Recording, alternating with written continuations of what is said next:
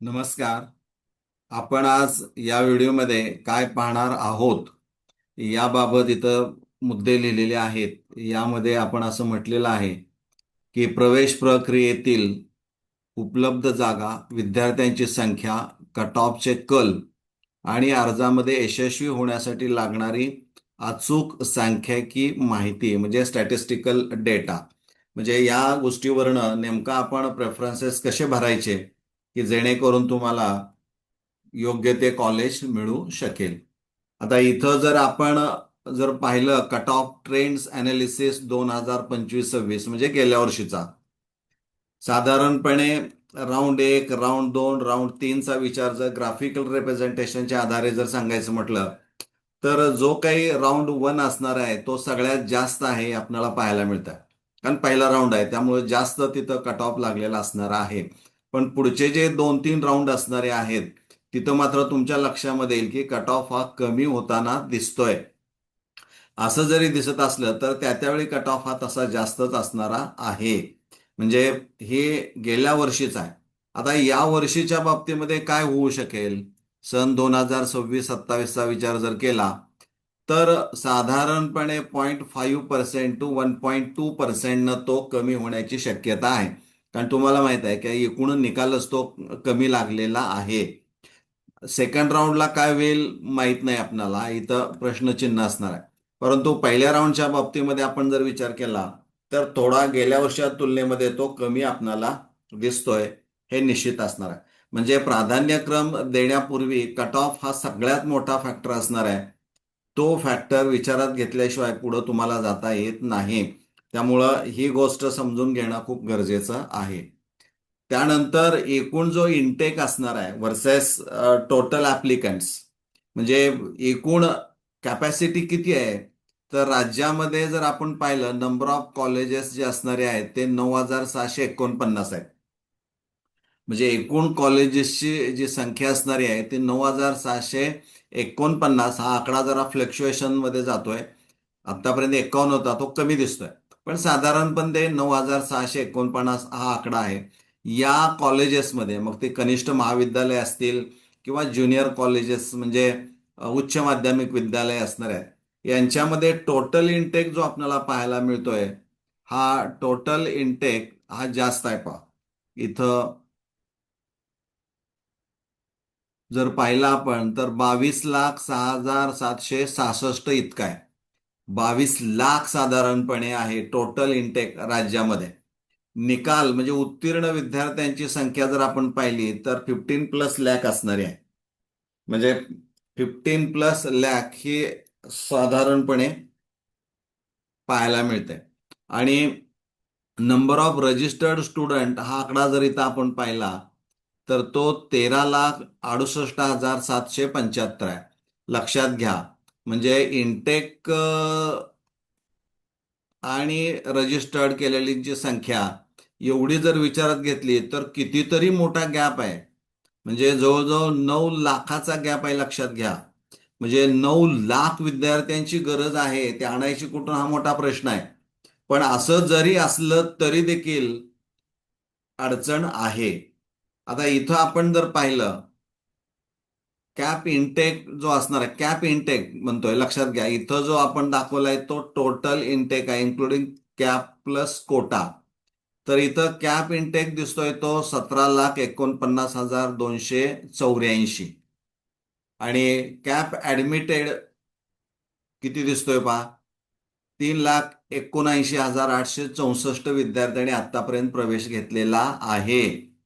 त्यामुळं cap vacancy जी असणार आहे ती 13,69,420 इतकी असणारी आहे. म्हणजे ही जी संख्या आहे कॅप व्हॅकन्सी ही 13 लाख आहे. म्हणजे हा आकडा जर पाहिला तर निश्चितच आपल्या लक्षामध्ये येईल की प्रचंड व्हॅकन्सी असणार आहे. असं असलं तरी सुद्धा जे काही टफ कॉम्पिटिशन आपल्याला पाहायला मिळणार आहे ते टॉप कॉलेजेसमध्ये तीव्र स्पर्धा ही निश्चित जाणवणारी आहे. त्यामुळे विद्यार्थी मित्रांनो जरी हा गॅप मोठा दिसत असला 9 लाखाचा तरी स्पर्धा ही असणारी आहे.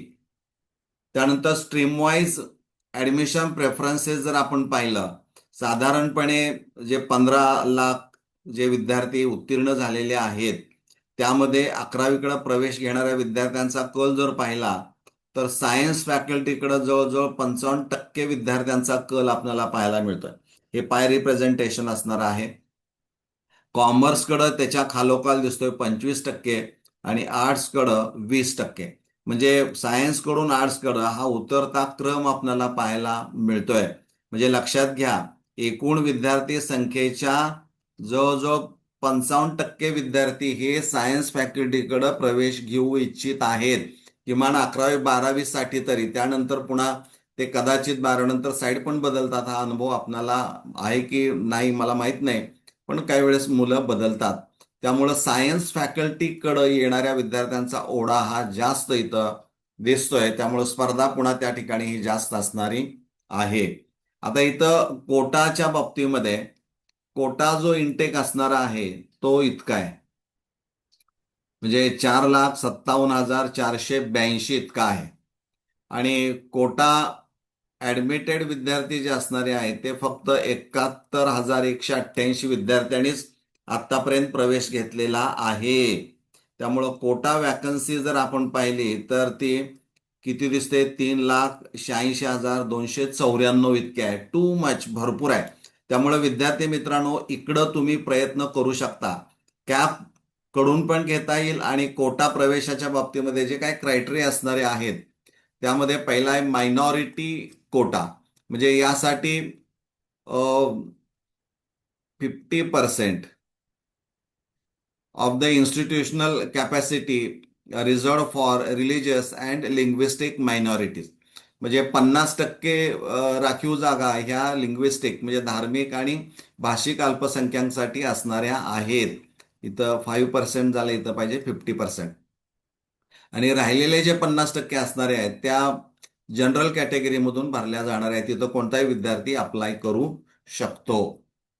इन हाऊस कोटा यासाठी 10% सीट्स रिझर्व्ड असणार आहेत. त्याच संस्थेचं हायस्कूल असेल, तिथं ज्युनियर कॉलेज असेल किंवा त्याच जिल्ह्यामध्ये असेल तर तुम्हाला इन हाऊस कोटा हा अप्लाय करता येतो. यासाठी तुम्हाला स्कूल कोड जो असणार आहे किंवा UDIS नंबर मात्र सुरुवातीला द्यावा लागतो. तो जर नाही दिला तर मग मात्र पुढे अडचण येऊ शकते. मॅनेजमेंट कोटा जो असणार आहे तो 5% असणार आहे. तो संस्था लेवलचा असणारा आहे. त्यामुळे तो संस्थेचा डिसिजन असणार आहे.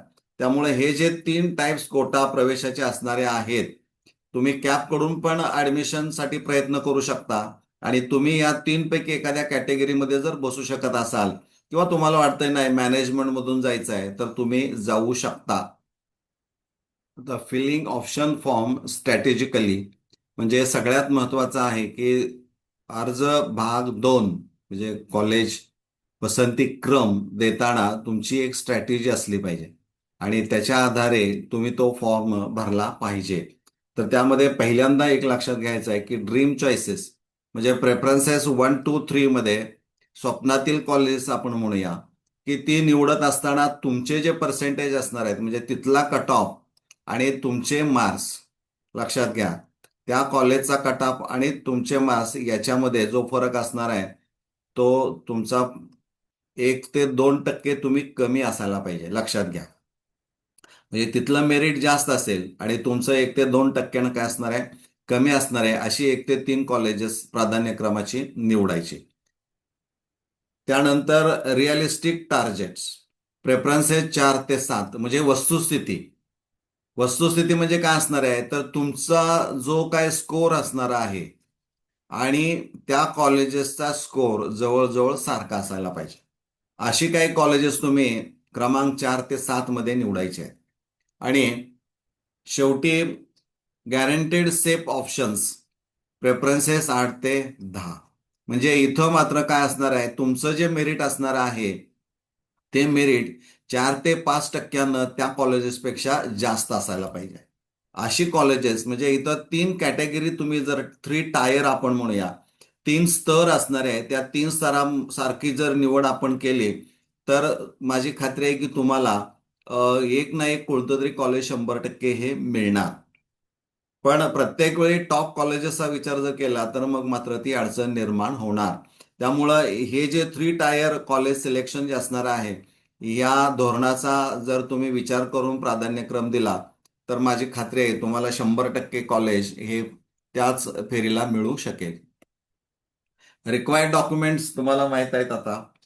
10th स्टँडर्ड ओरिजिनल मार्कलिस्ट आहे, स्कूल लिव्हिंग सर्टिफिकेट आहे, कास्ट सर्टिफिकेट स्वतःचं नसेल तर वडिलांचं, आणि वडिलांचं नसेल तर विद्यार्थ्याने प्रोसेस चालू केलेली, आणि एक्नॉलेजमेंट किंवा प्रतिज्ञापत्र जे असणार आहे अंडरटेकिंग ते नॉन क्रिमिलेअर नसेल तर प्रोसेस चालू केल्याची एक्नॉलेजमेंट म्हणजे पोच, आणि ती नसेल तर तुमच्याकडं 3 महिन्याचा कालावधी देण्यासाठी तुम्ही ते हमीपत्र अपलोड करायचं आहे.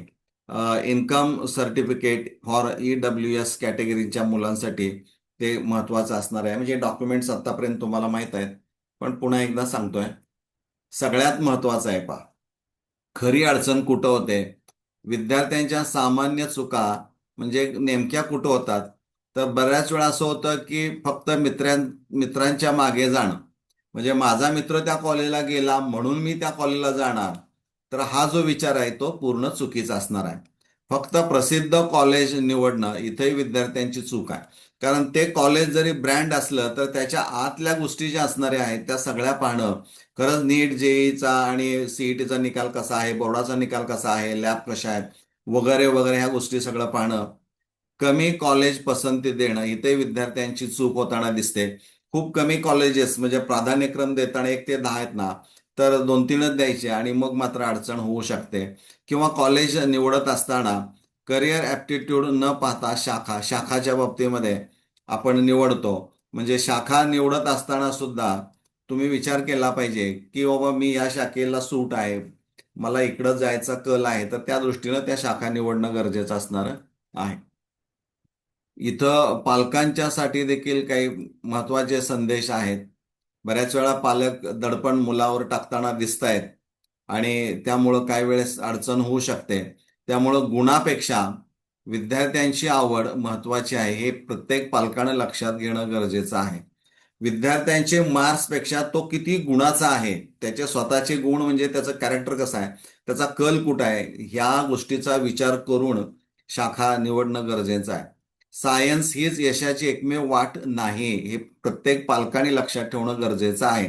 प्रत्येक व्यक्तीचं कॉन्ट्रीब्युशन इथं असणार आहे. फक्त ते निवडत असताना कसं निवडायचं हा तिथं विचार करताना तो कस लागणारा आहे. जास्तीत जास्त योग्य कॉलेज पसंती द्या. म्हणजे कमी देऊन अडचण करण्यापेक्षा 10 पर्यंत दिली तर तुम्हाला लवकर कॉलेज हे मिळू शकतं. प्रत्येक कॅप राऊंडवर लक्ष ठेवा. म्हणजे प्रत्येक कॅप राऊंडवर काय कट ऑफ आणि व्हॅकन्सी कशा आहेत ह्या सगळ्यांचा अभ्यास करून मग पुढच्या राऊंडला कॉलेज मिळेपर्यंत तुम्हाला प्रयत्न करावे लागतील. प्रवेश प्रक्रियेत घाई न करता माहितीपूर्ण निर्णय घ्या. म्हणजे कुणी तर सांगतंय म्हणून बरं का घाई करायची तर तसं करू नका. कारण तिथं granted, grantable, non grantable, self finance, partial added या सगळ्या गोष्टींचा देखील पसंतीक्रम देताना विचार करणं गरजेचं आहे. शेवटी सगळ्यात महत्वाचं आहे पहा, नियोजन जो करतोय की नाही, नियोजन हे यशाचं अर्ध यश मानलं जातं. त्यामुळं योग्य आकडेवारी पाहून घेतलेला निर्णय कधीही चुकत नाही. त्यामुळं विद्यार्थी असतील, पालक असतील, त्यांच्यासाठी ही सांख्यिकी जी माहिती असणारी आहे त्याच्या आधारे प्रेफरन्स कसा भरायचा, हे एकदा तुम्ही जर व्यवस्थित अभ्यास करून जर पसंतीक्रम भरले तर तो निर्णय कधीही चुकणार नाही, तुम्हाला यश हे त्यामध्ये मिळणार. तर मला वाटतंय ही एक छोटीशी गोष्ट असली तरी खूप महत्वाची आहे आणि तुमच्यापर्यंत पोहोचवा असं मला वाटलं म्हणून हा व्हिडिओ काढलेला आहे. आवडला असेल तर लाईक करा. तुम्हाला याबद्दल काही कमेंट करायचे असेल तर कमेंट बॉक्समध्ये करा. व्हिडिओ शेअर करा आणि चॅनलवर प्रथम असेल तर चॅनल सबस्क्राईब करायला विसरू नका. आपण इथं थांबूया. धन्यवाद.